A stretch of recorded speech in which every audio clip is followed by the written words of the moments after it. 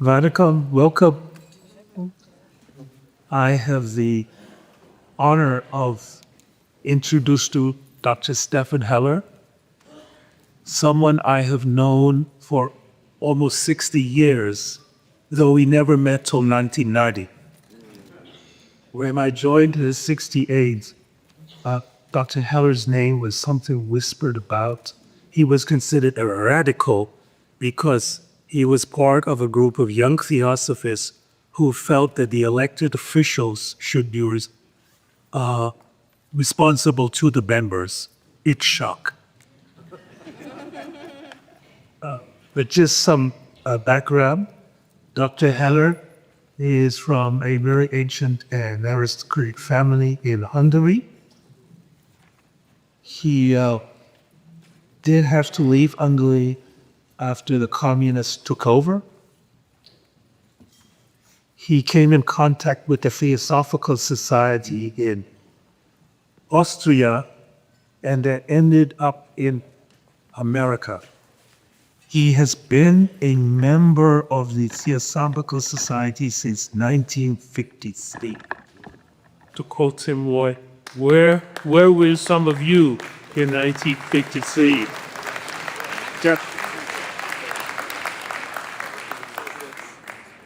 He has had an unbroken membership since 1953.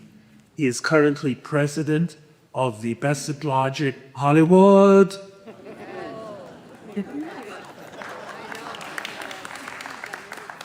He is the author of 5 books. His book on Gnosticism is one of the best introductions you can get, published by T.P.H. Wheaton. He is also written The Gnostic Beyond, which is an incredibly popular book, an academic book, lectured all over for the TS. He is also head of Ecclesiastical Gnostica. Is that how you say in study? Ecclesia.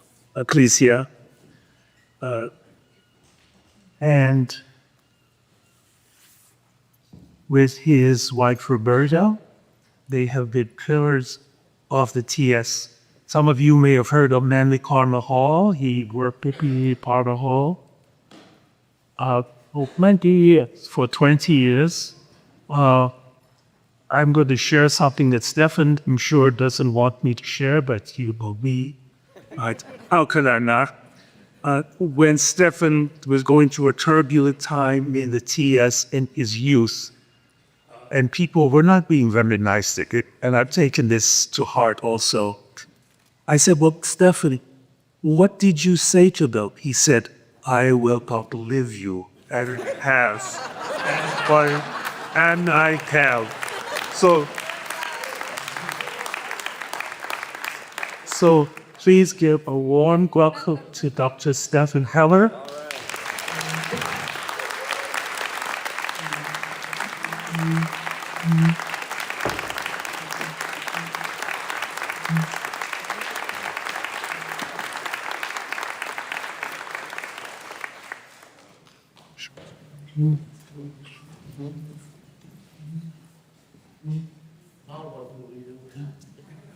Well, yes, who shall we talk about next?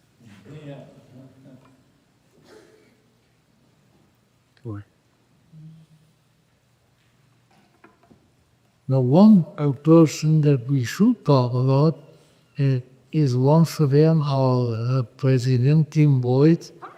And I have a particular note of thanks to him for something that we probably didn't think about, which is the locale for this meeting that he selected. He could not have selected anything more marvelous, more grand, more transcendental than this university Terbi campus. I not want to laud architecture, modern architecture of the time. I am totally bowled over by the magnificence of this place. I think this is the true New Alexandria with many years ago I thought Los Angeles might be, but Los Angeles, like Alexandria, went into the ocean, various oceans, but I think this is an absolutely archetypal place. And I'm so glad that he selected this, and so glad that we are here. This the mere environment is an absolute delight. And why don't you give our university a hand?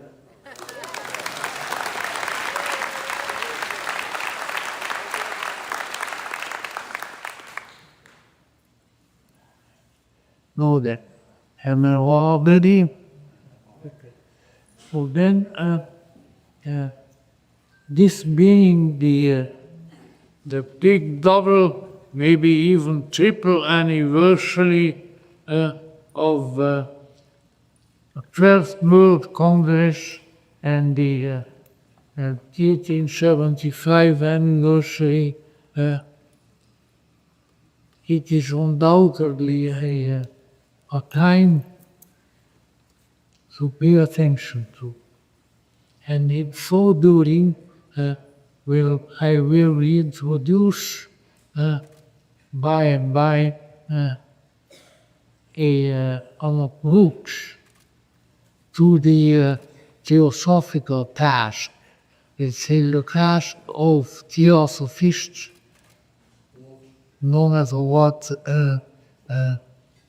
division of the movement they may belong to, which I consider as of possible great and crucial relevance at this time. In so doing, we need to keep in mind that there is nothing new under the sun, and therefore, even though the society has existed for all this time and had undoubtedly experiments in various things, including world saviors and so forth, it probably has not come to the fore very much. And that is this, that there is let's say,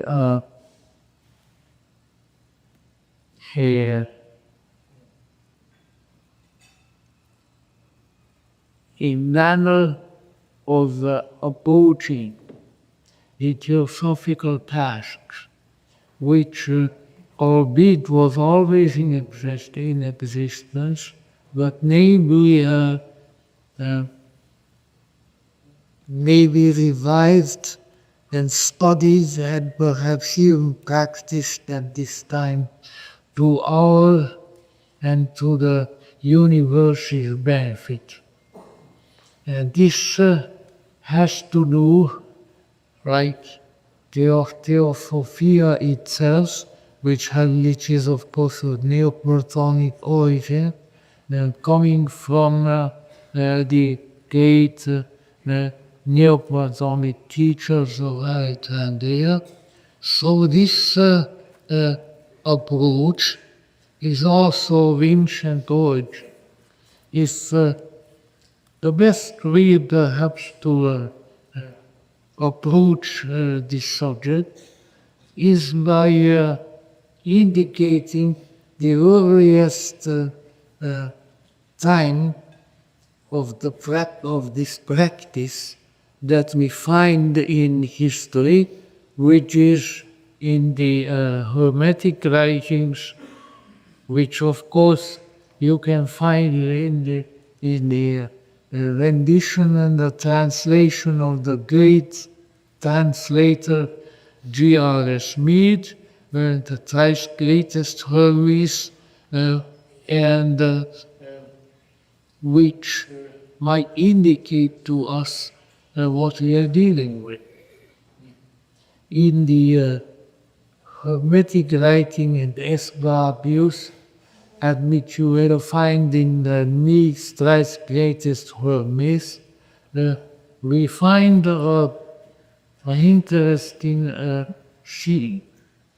Asclepius is a Hermetic student who walks into the whatever the facility of Hermetic activities was in Alexandria at that time, and in so doing, he finds himself to be accompanied by the tall and somewhat shift-circled figure who moves within and who eventually introduces himself to him and whose communication and whose personal changes bring about a great deal of astonishment on the part of our young Hermeticists.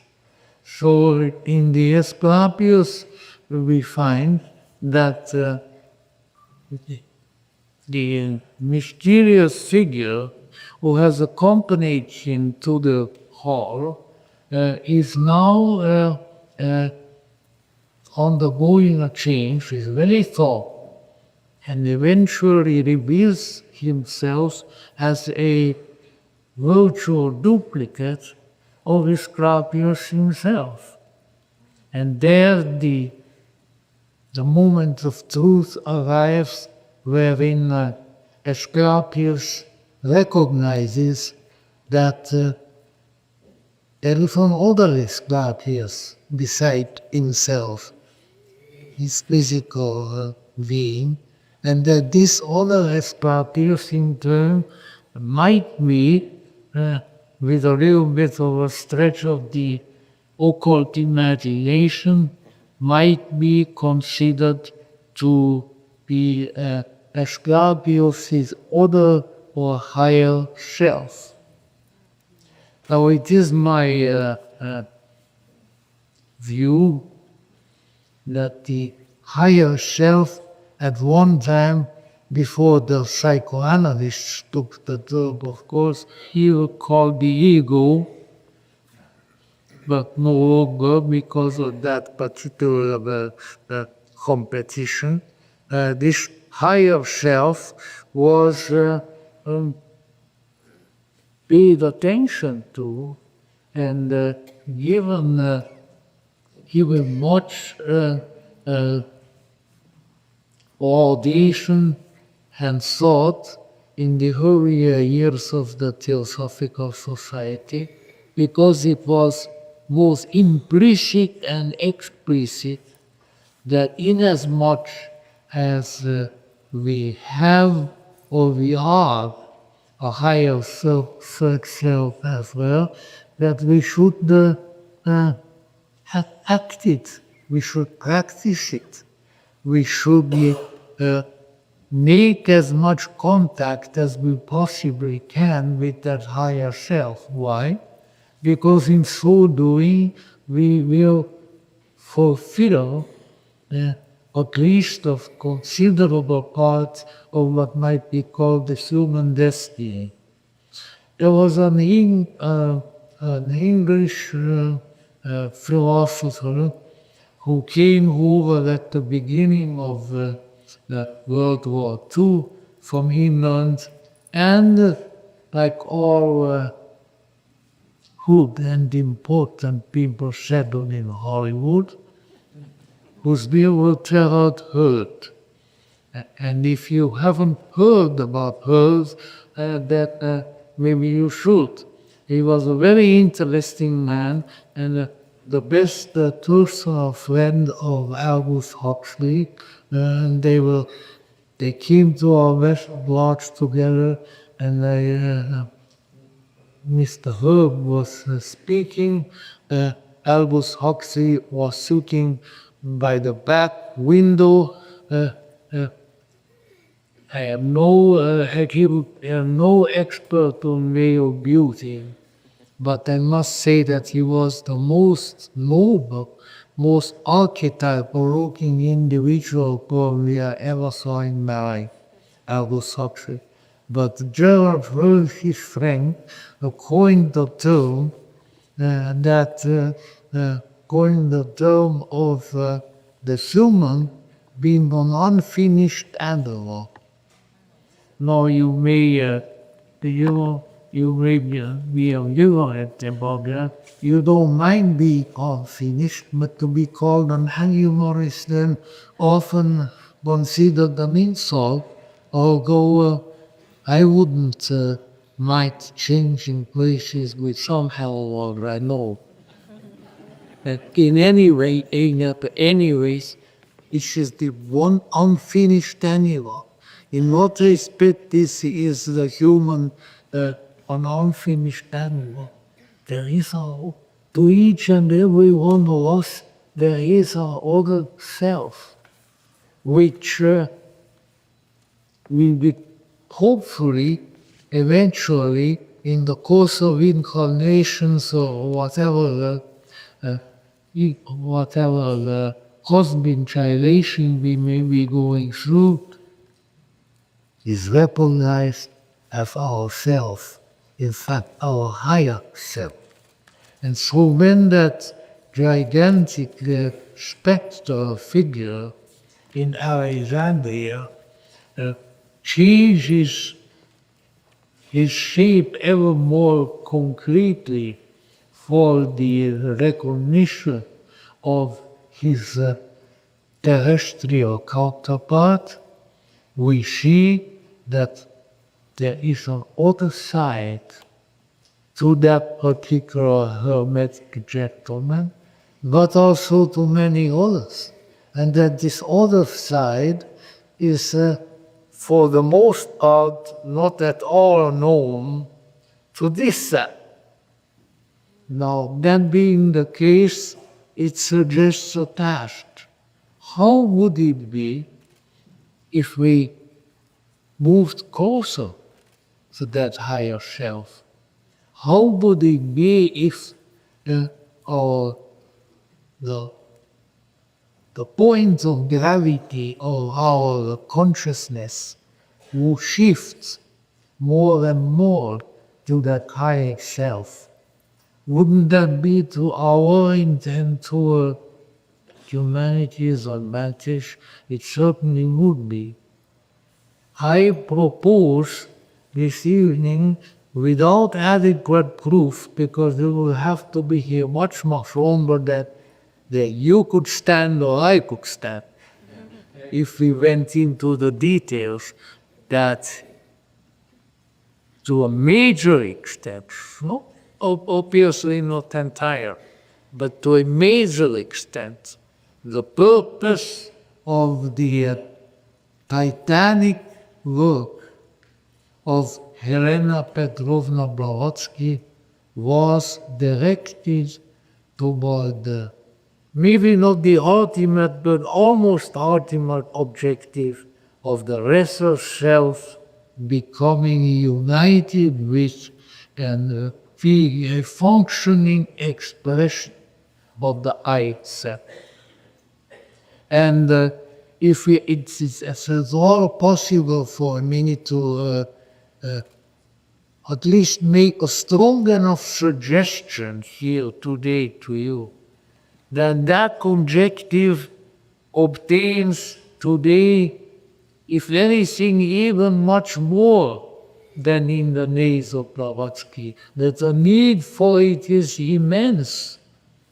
And among all the needs that we contemplate, among all the possible tasks of the Theosophical Society which we have built up now, perhaps that one ought to be considered right now.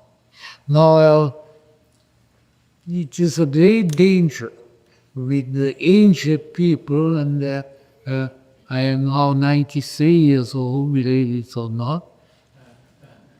So with ancient people, to fall into a particular rut, which is the rut of reminiscing.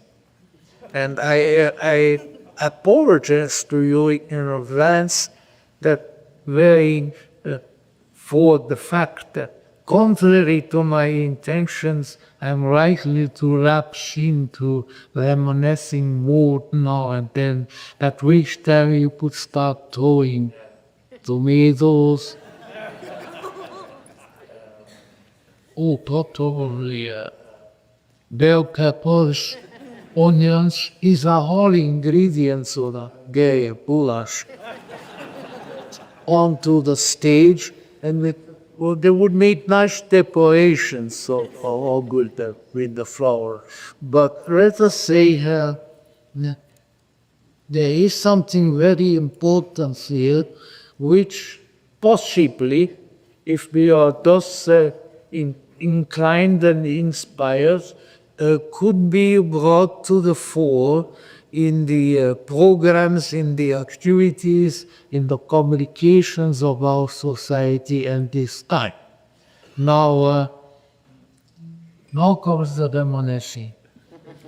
When I came to Los Angeles, which at that time I falsely imagined to be the New Alexandria, and now I know that it is this university. This is the New Alexandria. It is an absolute incredible delight, even for people who traveled over the world and who went through as a 13-year-old civilian. I went through months of World War II, walked for weeks in the streets of a real town, but that then was more than Hungary, now is Slovakia. You can't keep the track of these changes. In any event, if we wanted to get out the door and go down a little ways, we walked on the frozen dead bodies of people. They took about 2 or 3 months before they got cleared up, which is maybe not a great recommendation for Hungarian sanitation. But in the case, with all those believings and subsequent travels and so forth, what led me to what I by now consider to be a considerable dedication to this discovery and utilization of the higher self. I joined a major lodge of the society in Hollywood, the successor of the original Cortona, which were located in Hollywood, and in fact the charter of the lodge, which is there on the wall, still, signed by Annie Besant, the call sheet, the Besant Lodge of Hollywood. And afterwards added of Cortona, because that is where Cortona was in Hollywood. And if you ever come there, and if you don't mind the touch behind my window, which I have to utilize now, I could show you a good many of the buildings which are part of the old Cortona, and the building that Dr. Bassett used to stay in, and the headquarters building, which was designed by Mrs. Maria Hochner, who was everything she was. She was the wife of Henry Hochner, which I am sure in itself was quite a job. Uncle Henry, as we will want to call him, was an incredible man, and some of his incredibility at times was a little bit difficult to cope with. But I certainly very grateful that I met him, and I was very grateful that he was there, because he was one of the old Cotodians. He was, I think, the international treasure of the society for countless years. And we've been to India 7 times, as he often reminded us, and so forth. And he had a remarkable wife, which I was one of the remarkable people whom I didn't have the privilege of meeting because she passed away only a year or two before I got there. In any event, Mr. Ochner was the big poobah of Bethel Barge, and he is the one who discovered a curious but definitely archetypally beautiful and charged building at 2560 North Beechwood Drive, and he came down to a little lodge room which was down the Gramercy place near Hollywood Boulevard, and he said, "That building we have to buy. That building we have to buy." And a little peep squeak of 21 years, which I was at that time. Yes. Good. And I'm sure not really directly influenced by my exclamations, but the purchase was made and they are still there. This is one of the more than 100 years old now, the building, and characteristically and archetypally, it was built in the 1920s to do what? Well, not to house the Theosophical Society, that would seem much more greater, but it was built as the first silent neighborhood theater in Hollywood. And you can still see the projectionist's place when you look at the certain point in the building, and subsequently, of course, after we were called to rehabilitate the whole place, oh my goodness, you see reminiscing, but this reminiscing is so real right now that it may be worth paying attention to. So we had made the purchase, we had made some renovations which were added to later on, and we were going to have our first public meeting on Sunday afternoon. Who was the speaker? Mary Palmer All, the great enigma of Hollywood. And I had by sheer coincidence, ended up me his assistant for 20 years. Also an experience that I would never forget, and would carry my happiness for evening to the other work. Anyway, Mr. Hobb was about to, we always refer to him as Mr. Hobb. Only what names his vice president related to you in Drake was permitted to call him Manly. In any event, there we were, and so the then president, some of you may have thought that he was originally from Detroit, medical doctor, Dr. William Apps, ABG. He was our large president at the time. And I was the youngest member of over 100 active members that we had at that time. So I attached myself to Dr. Apps, and so in the year before the meetings, let's go up there and see him. He is all right. So we went upstairs and we encountered a most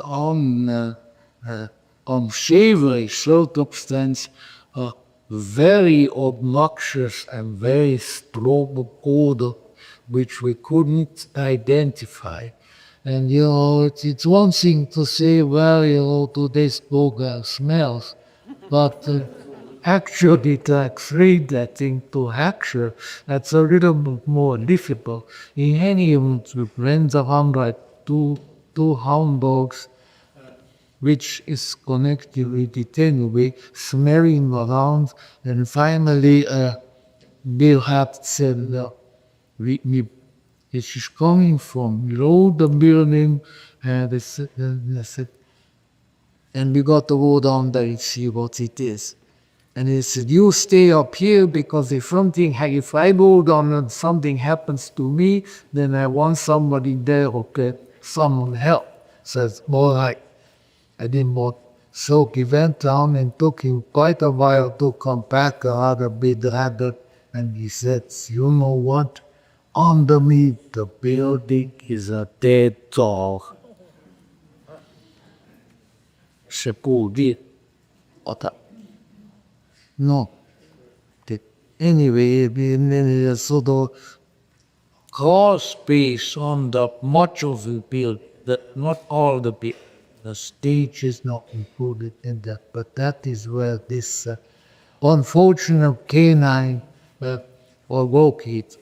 However, being 21 years old, this being a Saturday evening, I had the more enjoyable pursuits to pursue than to remain there guard that they thought.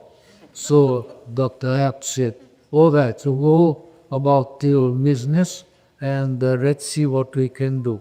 So next day, Sunday, that was the day of the lecture, everything was clean and even the fragrance had pretty much dissipated.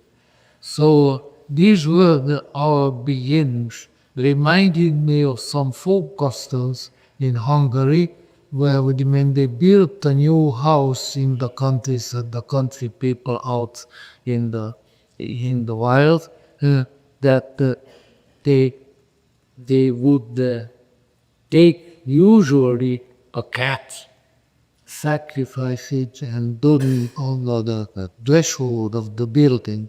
I know that this will make you think that Hungarians are barbarians, and they will consider that for many centuries, so I don't think they really would mind.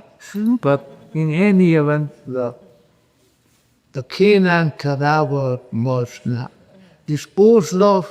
There was nothing remaining, but I said, well, somehow a sacrifice came about in order to indicate to us that perhaps our canine nature needs to be put down so that we will not interfere with our human nature. So that was kind of the first intimation of the issue of the several natures. So now we jump to a later period when on Tuesday nights we had our members meeting. They say in the fire department limit on the building is 120 people. And we still have about that many chairs if you bring them all out. In any event,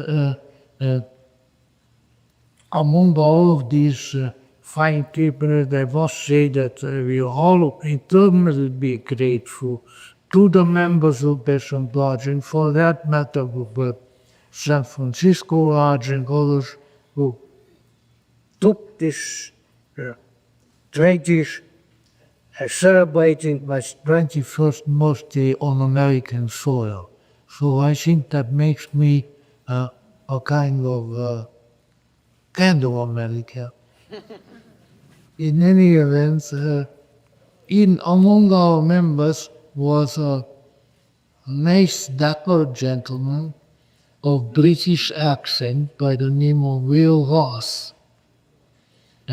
He was a naval engineer and was working for the US Navy on which harbor the various things like that.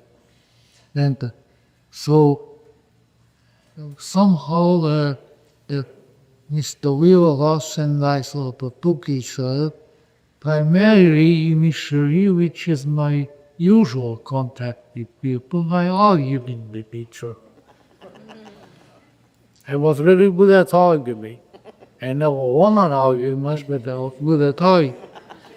In any event, so Will Ross and I were conversing, and they think it was what the society was running radio programs at that time.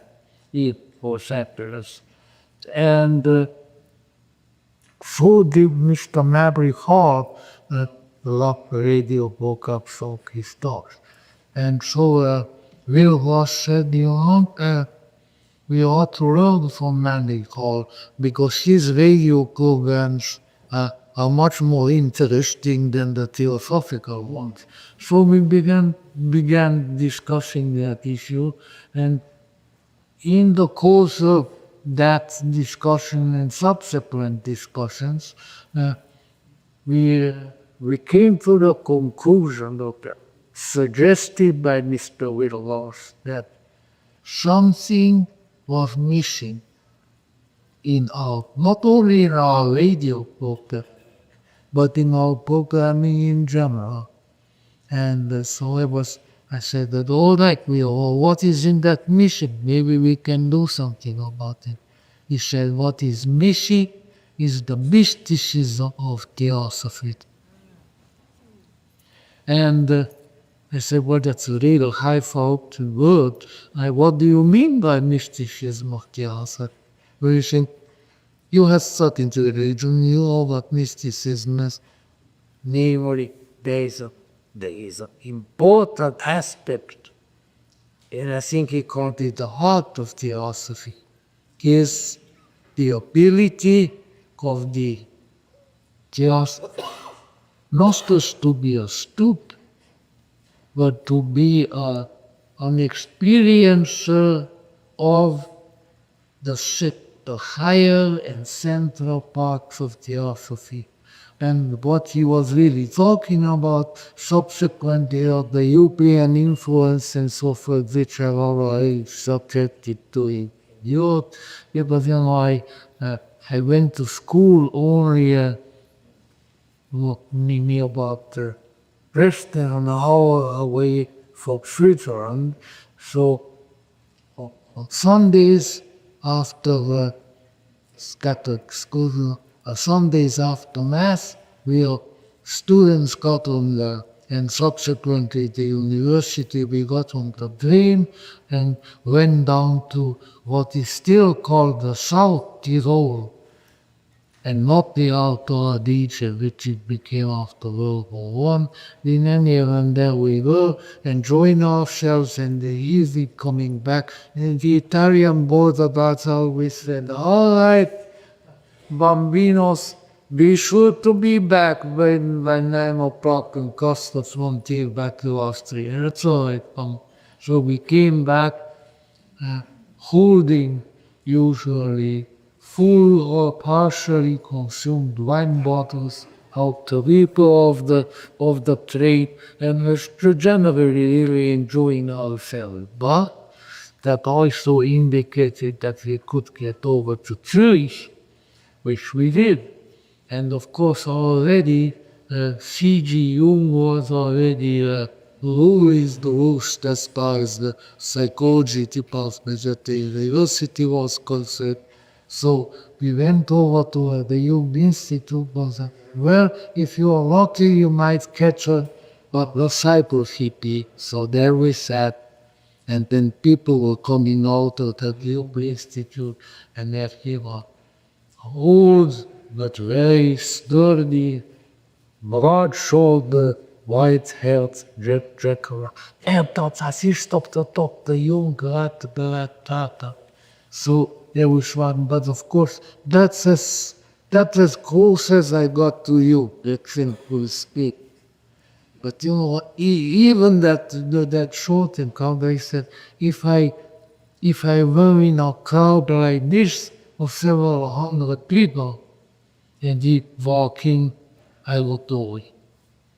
And Dr. Bendit, who of course was a Jungian, said that when he first saw Jung in London, coming in the door on the psychology club, he says, I could tell that this was the greatest man who crossed that door. And that door was caused many times by Sigmund Freud, by Alfred Adler, by all the crew. But this is this one. Yes. So in any event, with that particular site and all the studies which we conducted in EU, I became a kind of a Jungosophist. And I still am. And I'll tell you in a minute or two the principal reason for. The principal reason being that we, all of us who were studying psychology, who was reading the book, we noticed that at that particular time, at least in those years, Jung was publishing one book after the other. About what? About therapy. And this was an astonishment to a lot of people.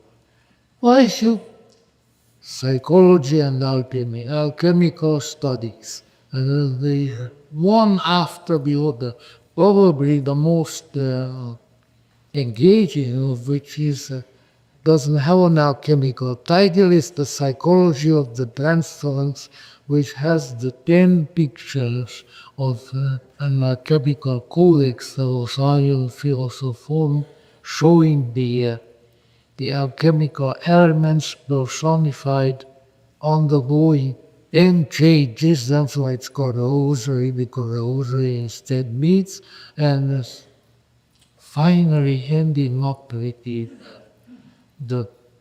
deific androgyne, the double-headed eagle, which is the living philosopher's stone. But I says, why is this man writing one book on alchemy after the other? Took me a number of years to get an intake of it. The inkling of it be that he himself had undergone a powerful change, subsequently written down in the red book, which you now had the pleasure of seeing, indicating that the desired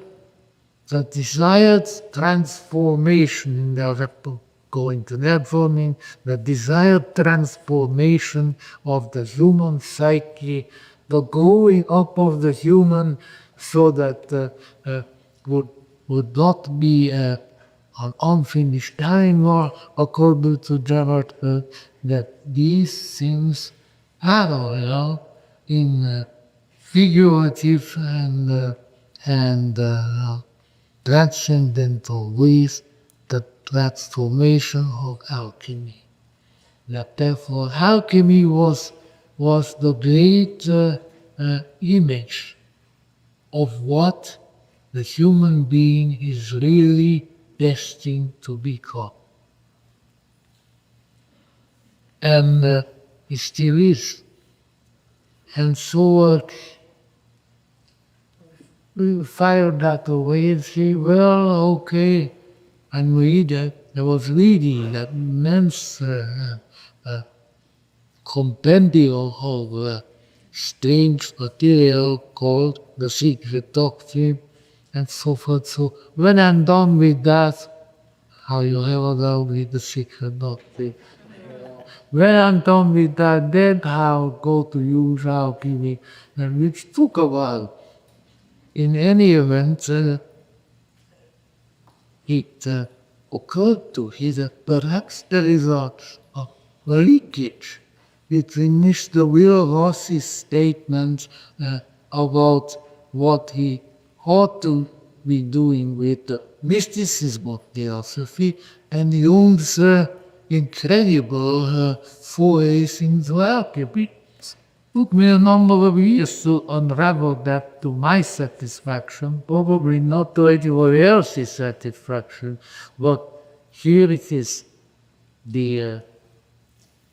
Now, at the same time, and when I did pay attention to it, at the same time there was a rumor in theosophical circles that his Blavatsky as a young girl had studied alchemy because they didn't know what the knowledge of the rumor, but then because she had a relative, now we know who the relative was, who had a magnificent library of alchemy. And she, being somewhat bored out there with the Cossacks, incidentally, another one thing, right? No, I'm really talking is generally believed by many of us, and it came mentioned in the books, that Mother Blavatsky's father uh, uh, was a colonel. He was not. He was a general. He died as a general. The Tsar had promoted him probably at the time of his retirement, but his Mother Blavatsky's second nephew, Boris Tizirkov, a darling man, great, wonderful theosophist of the Oentropa school. At least Morris did not live to see the headquarters in Altadena destroyed by the fire. In England, great man. And so Morris Tizikov said there, says, General Blavatsky, not General Blavatsky, General Hahn. Hahn von Rothenspelkamp, if you want to mean completely. In any event, it was, let's say, evident that Blavatsky had connections, and that some of these connections extended very early into her life. You know, the phenomena you find in all the books. Oh yes, she was on this raft-like conveyance on the river, and then at night, her astral body, she would get up and fold the water above the river, and all the fishermen saw that. Well, all sorts of things happen in old Russia. They happen now too. In any event, not just that sort of thing, but that apparently she had pierced the usually strong walls of the occult by way of alchemy. It was only now when in two issues of our Quest magazine of the American section, Madame Blavatsky's letters to two of his relatives, the first one being not her grandfather, but her great-grandfather, Prince Dolgoruki. Eventually you can see that she not only was but that she knew and apparently hit on some alchemical practices which redounded to her spiritual benefit. In any event, so now, sorry, over all these many years where I was looking for dead dogs in Besson Polish, it became more and more clear that there is a still hidden side of theosophy, and that one of the hidden side is what could be called the theosophical mysticism, which the Will Ross incidentally continued. He married one of the ladies who was in Wheaton Calvary Test, who some of you may remember, and who unfortunately, I think only a couple of years after their marriage, collapsed with a massive stroke on the ground in Wheaton, and then was bedridden for quite a long time in Cortona, where we went to visit her, and very, very wonderful lady. And she she asked me for a copy of the Gospel of Philip from the Rajamadi collection, and I was told she never let go of that. When they moved her from one day to another, the Gospel of Philip was it as. But it was good. It's good, the good mystical theosophy in any event. So then I was consulting with Mr. Voss, and he said, well, yeah, undoubtedly, this is real was the prophet. Undoubtedly, there are writings, there are, uh, there is more about Pawlowski's legacy than we have access to. And he said, since I was 21 years old, he said, you may be wrong enough to see that published. I don't. Then I met him again in Australia. A very, very fine demo. In any event, I kept that on, yes.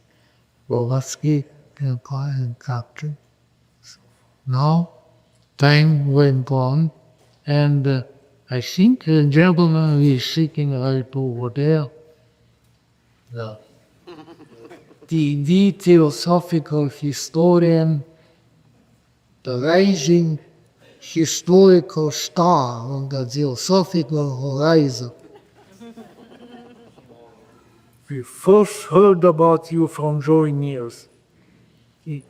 I was lecturing in Cordova, and Joy News said, we have somebody now who is really a good, a thorough, a honest theosophist and a good and thorough historian. Says we have to keep track of him, and she mentioned your name. So I said, when I get to, when and if I ever get to New York, I'm going to look up that man.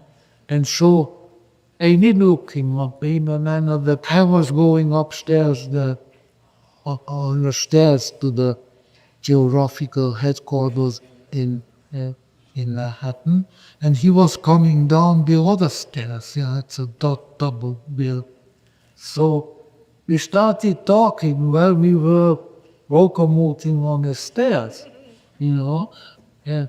And I think we stood there in the cold wind on those steps for better than an hour.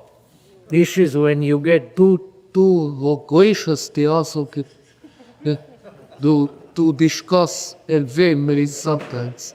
And but I never forgot it, yeah. I said, there is that man there in New York. So whenever I came there and so forth, we had our conversations. In any event, that man who was going, I think you were going up the stairs, I was coming down the stairs. Very perfect here. It was, we are his team, we have his colleagues. When we write the history, he says, yes, I was going up the stairs, Lord, now. Very, very important and crucial to the mysticism, In any event,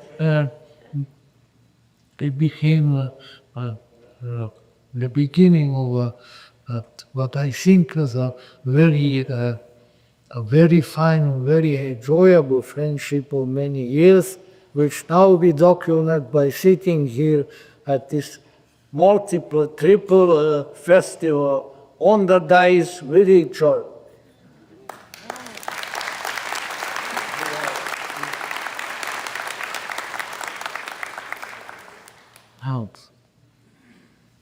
I did not bring up him worried in order to kill the cement of the relationship because it might get too much cement. But for other reasons, among them being that I one develops an intuition when you move with these occult circles for all that. I knew enough very peculiar, intuitive way that this man is going to do something very valuable and very important to the philosophical society. I had to wait a few years, and he already wrote a very nice, small book, which, I was reading just now coming here in the airplane there about experience, so forth, but it continued with it and came to the conclusion that this man discovers things, that he is the discoverer, and he did. And as time went on and the administrations in other changed and so forth, he was still at it, and pretty soon we were driving near the University of Southern California, looked out the window, Mathieu was our friend, carrying some books, what else, And among these books was a big unpublished volume of H.P. Blavatsky on the secret doctrine, which he had secured a copy of in Europe and which subsequently were published here. So that was the beginning of his, I think, his discoveries, which potential, and potential is not actual. The potential can be translated into actuality, but the potentially information of potentially momentous importance. And this was two works by H.P. Blavatsky, and many of you have already had contact with them. One of them being that commentary on the Theosophy's secret doctrine, a question and answer format, big book, and the other one being the esoteric, what she hoped would be a revelation of the esoteric and therefore as yet unpublished message of World. And that is sort of where we are now. Because in the course of his unearthing of unpublished, can you imagine, it's about 100 years or more, or less, that these writings were in various archives. And meanwhile, here we were reading the secret doctrine, which of course is always worth reading, but you came by way of our historian, we came to discover that H.P. Blavatsky did not consider the world finished, not by auction. H.P. Blavatsky had plans, and to get to these plans, they were so important to her that whenever she was about to do something with her planned program, she took off from England and went to France. But the forces of nature came about and took her off this earth, so she could not complete them. She was working on something that she considered important enough to cross the channel. The tunnel wasn't obvious at that time. Yeah.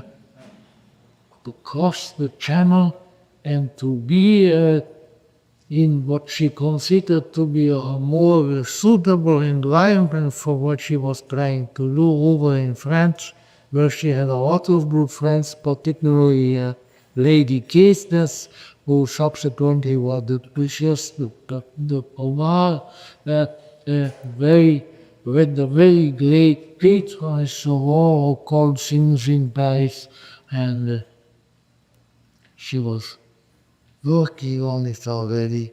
And then there are few things, including the voice of the silence, that come from that period. But she had disclosed to numerous people that she was now going to write what would complete her theosophical work. But couldn't do it because the madman, the big shipper came. In any event, there was something there. So and there were some people mute. One of them was her personal secretary, G.R.S. Mead, who knew a good deal of what she it can be produced but not published. But we have someone in here with us who went ahead and basically persuaded the responsible people and all these unpublished works of Blavatsky need to see the light of day. And now we have them to now he's got a certain attitude. But that's what some of us who like to write do. And so and in the merits of this gentleman in uncovering what Blavatsky did not have the opportunity of uncovering anymore are immense. Give him a hand. I don't know.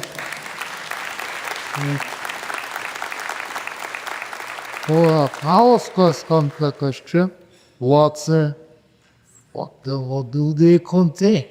The book on the secret, Blavatsky was convinced that she still had something to do, that she had to bring forth the missing portion of Theosophy.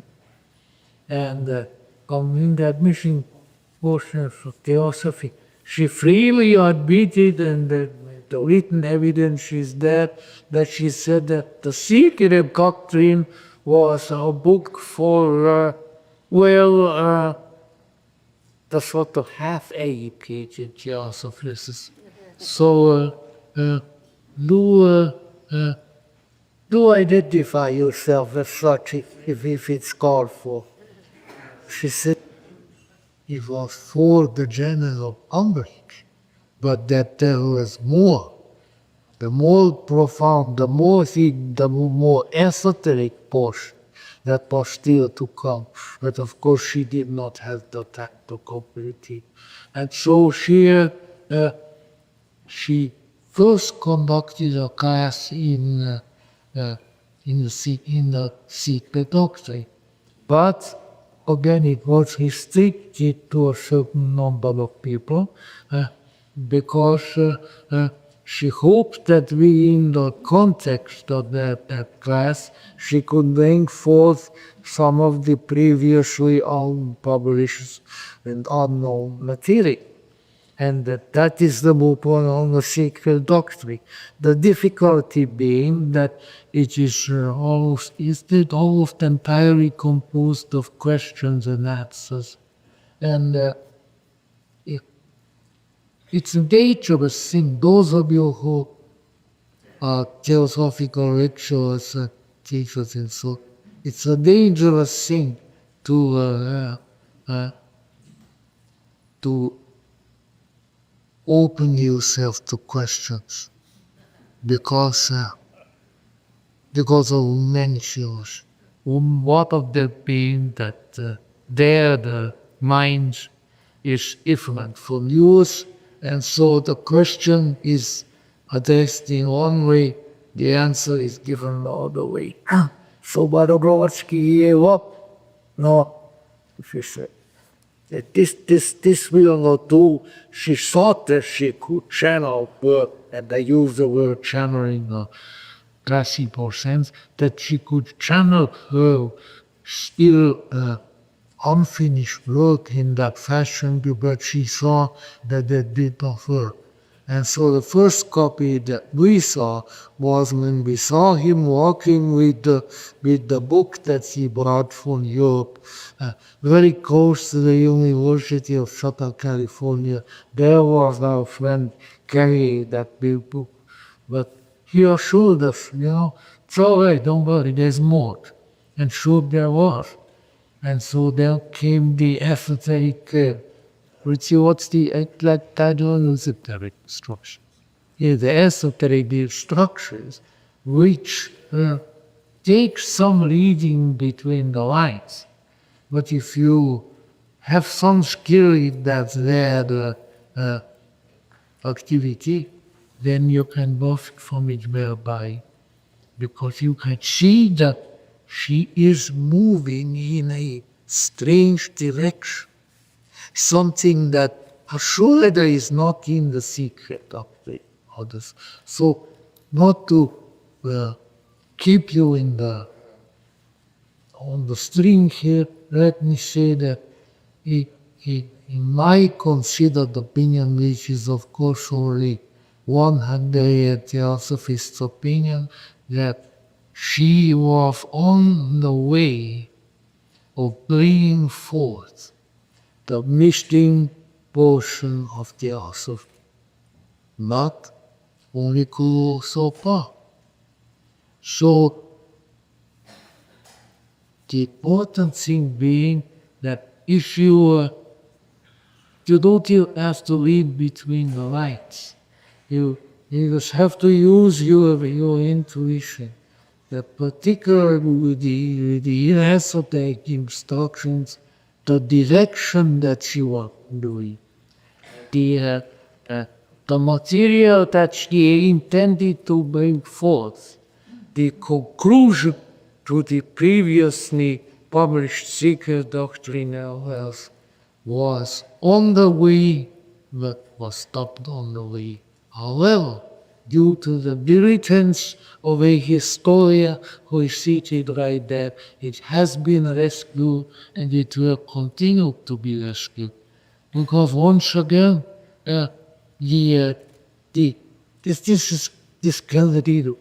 is my great pronouncement, which you can take with you wherever you're going, that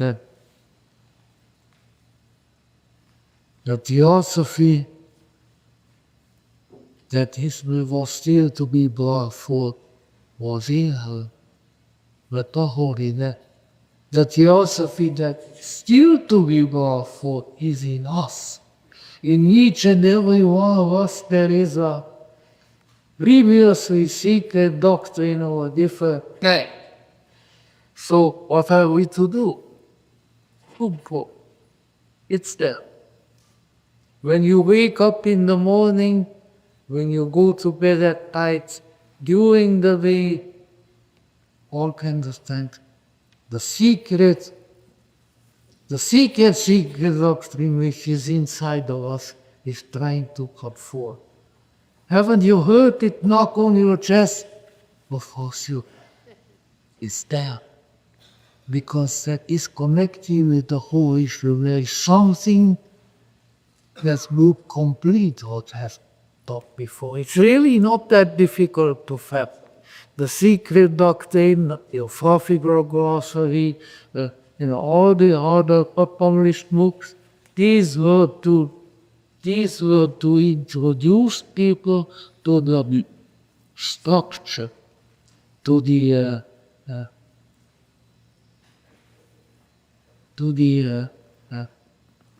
external shell of Theosophy. Anyway, we used to go walnuts back home in Hungary, and the shell is very different from what's inside the shell. So that needs to be remembered anyway.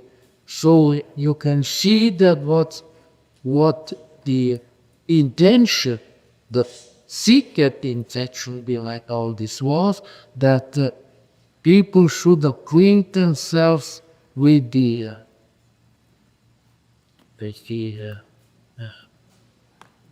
cosmology, but Rudolf, not Rudolf Steiner, but finally get the German guys mixed up because anyway, what he called the cosmic conception, which is more than just a cosmos, but it is the overall structure of reality, including much of its development, the eternal parents, wrapped into invisible ocean through the somewhat once again for 70 years. Poetry, and there's also if important to it. People project various things onto the Sikh doctrine. What you cannot project and what is always there and was there from the beginning is that, as Joy Mears frequently mentioned, it is a mythology.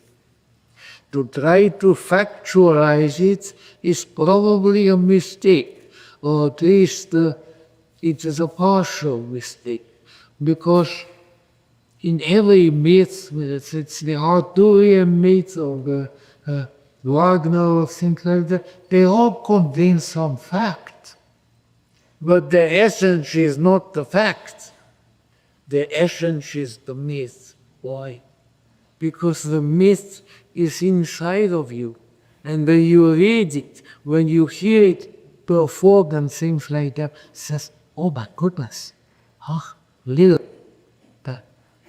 I somehow, somewhere, in some peculiar condition maybe in my sleep, I know this. I have heard this.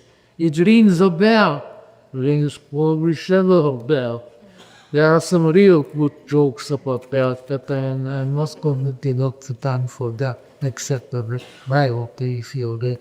But let's say on the meaning that the myth inspires. History, with all deference to historians, history informs. But the myth inspires.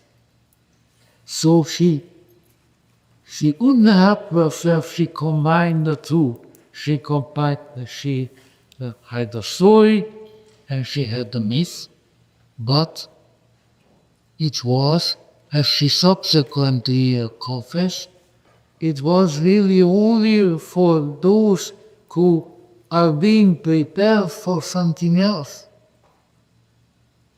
And ladies and gentlemen, that something else is only beginning to crystallize, beginning to come forth, beginning to ooze through the cracks. Now!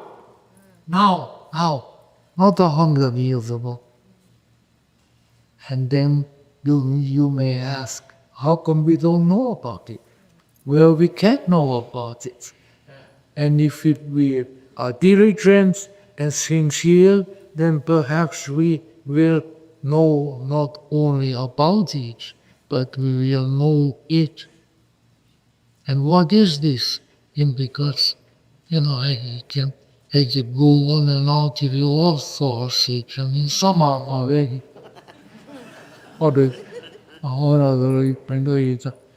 So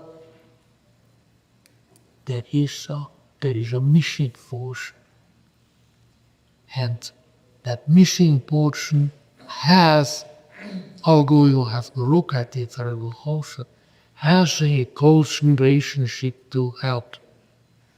And when you read the two preface, one to her great-grandfather Peninsula Baruki.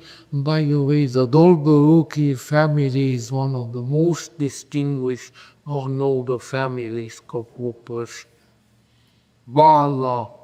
More so than, and they certainly not putting them now, but more so than the Romanovs, because the Volgo is the Grand Princess of Kiev, and not of Kiev, which people, that's gracious. You can't even pronounce the things in the historical way. Not Kiev. It sounds to me a peculiar expression. Clear. But if you want to use it, go and use it. You got my blessing if you deserve it. In any event, the Grand Princess, the original Grand Princess of Kiev, of the Little Bush, as it was called, and now called the Ukraine, or of the people of the Little Bush. They were the ones who Saint Vladimir, the Prince of Kiev, a Dolgoruki, a member of the Dolgoruki family, was the one who sent his emissaries around the world in order to find the suitable religion with which the then Russians could convert. And when they came back, it said, we went to the West and we went to the big cathedrals of Europe, and the people worship God. They're very beautiful. But there is one place where God was there. It have to be addressed, and that was in Byzantium. So, Prince convert us to the Byzantine faith. And by the way, says what am I propagandist for the Russian Orthodox Church? No. But I will tell you one of the things that's very late in her life. Well, what she said. She said that 1,000 times rather Buddhist than the arid Protestant faiths. Even 1,000 times more Buddhism than the Roman Catholic faith of her day was. But today, to our holy Russian Orthodox Church, I will not even compare Buddhism. She wrote it, it's printed, it's there. Our good friend did very well. Time to finish, right? But just give me a little time. One of them being that something can happen. I have to make it as short as possible. To you and I and everybody who addresses himself to me. What is that? It is our, not evolution, but transformation. And if you want a good image of transformation, then just look in a cocoon biology to the silkworm. The silkworm, like all of that singular philosophy, it changes. It spins itself into a cocoon and comes out an entirely different creature than the one that went there. That is the kind of transformation that Theosophy envisions. That is the kind of transformation that could and should happen to you and I. And if it hasn't happened, if it isn't happened, then there is something wrong. Wrong by omission. No. Not that there are sins of commission and sins of omission. But Blavatsky was there. Blavatsky looked toward it. Blavatsky gave us indications of how it may work, and she used the alchemical example. So when the broad-shouldered Swiss gentleman walking the streets in Tours wrote about alchemy, he wrote about the same thing that Blavatsky endeavored. That Blavatsky wanted that the Theosophists, that the readers of her books, that those who affinitize themselves to what she really wanted to do, could do and go to. Because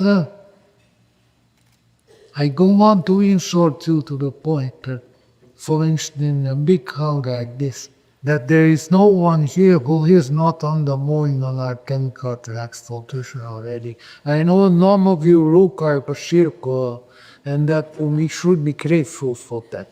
It's not a very attractive place, but that is transformation. Becoming something that is entirely different, but that in a seminar form was there before. This is the future of humanity. This is the Dedu bound wherein we not just become a finished animal, but we become a fully finished divine Suno. We've got it in us, it has been graced in us. You can see the process, how it was graced in us in the secret doctrine. Right out about the first stop. So it was not copied, but still to point it out directly and give indications as to how this may occur in us, that was still right. That's okay. Yeah. And finish.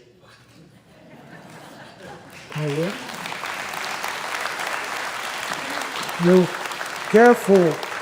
We got to do something about. Oh, we got to do something about. We got to do something about it. People that.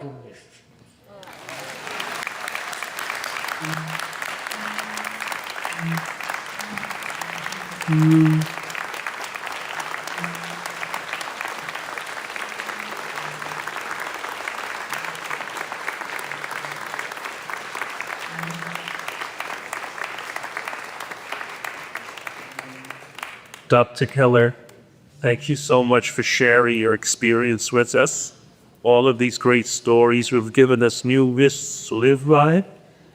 During the past week, we have talked about keeping the link unbroken.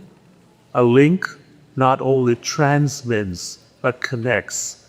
And you truly have connected us with our past and future greatness. So thank you so much. And for you, I'll give you another book.